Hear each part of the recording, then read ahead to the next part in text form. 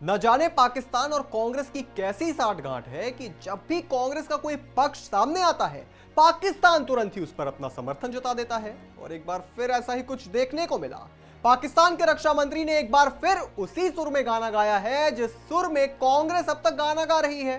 बताएंगे आपको ये पूरा मामला क्या है, पर उससे पहले अगर आपने हमारे चैनल को सब्सक्राइब नहीं किया है तो अभी सब्सक्राइब कर लीजिए और बेल आइकन दबाना ना भूलें। नमस्कार, मैं हूं आपके साथ स्नेह श्रेयस। आप देख रहे हैं आई ऑन भारत। देखिए, जम्मू कश्मीर में 10 साल बाद ही चुनाव हो रहे हैं और हमारे देश में इसका बहुत बड़ा महत्व है।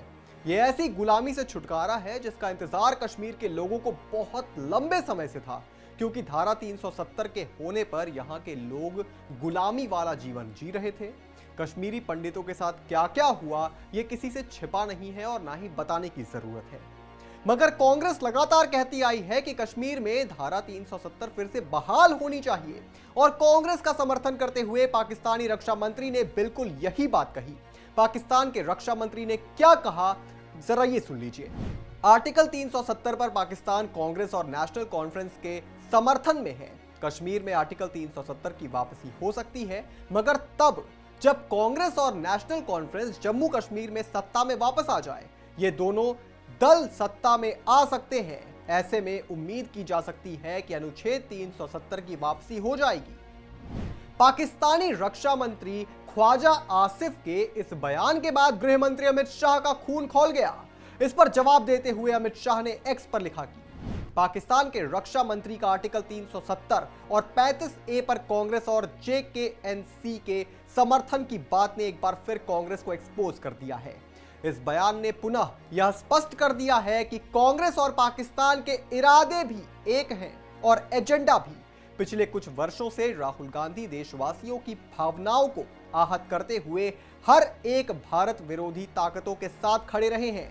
एयर स्ट्राइक और सर्जिकल स्ट्राइक के सबूत मांगने हो या भारतीय सेना के बारे में आपत्तिजनक बातें करना हो, राहुल गांधी की कांग्रेस पार्टी और पाकिस्तान के सुर हमेशा एक रहे और कांग्रेस का हाथ हमेशा देश विरोधी शक्तियों के साथ रहा है। लेकिन कांग्रेस पार्टी और पाकिस्तान यह भूल जाते हैं कि केंद्र में मोदी सरकार है, इसलिए कश्मीर में ना तो आर्टिकल 370 वापस आने वाला है, ना ही आतंकवाद। जम्मू कश्मीर चुनाव में कांग्रेस का घोषणा पत्र अनुच्छेद 370 को लेकर बिल्कुल चुप है। कांग्रेस घोषणा पत्र में अनुच्छेद 370 का कोई जिक्र नहीं है, लेकिन जम्मू कश्मीर को पूर्ण राज्य का दर्जा देने की मांग इसमें की गई है। हालांकि कांग्रेस के साथ गठबंधन के साथ ही फारूक अब्दुल्ला की नेशनल कॉन्फ्रेंस अनुच्छेद 370 की बहाली और जम्मू कश्मीर को पूर्ण राज्य का दर्जा देने का जोर शोर से वादा कर रही है। इसका मतलब साफ है कि कांग्रेस भी धारा 370 लागू करने के पक्ष में है। अगर नहीं तो ये कैसा गठबंधन है? मतलब अगर आप सत्ता में आए तो इसका अंजाम क्या होगा, आपने सोचा भी नहीं है क्या? मतलब कांग्रेस की आदत हो गई है जनता को जो है वो गुमराह करके रखो। और ऐसा पहली बार नहीं है कि कांग्रेस और पाकिस्तान का प्यार सार्वजनिक हुआ है। इससे पहले कांग्रेस नेता मणिशंकर अय्यर ने भारत को नसीहत दी थी कि वो पाकिस्तान को इज्जत बख्शे। साथ ही कहा था कि भारत को पाकिस्तान से बातचीत शुरू करनी चाहिए। उससे पहले आपको याद होगा पाकिस्तान के नेता फवाद चौधरी ने कहा था कि राहुल गांधी बेहतरीन नेता है, किसान और बेरोजगारी की बात कर रहे हैं।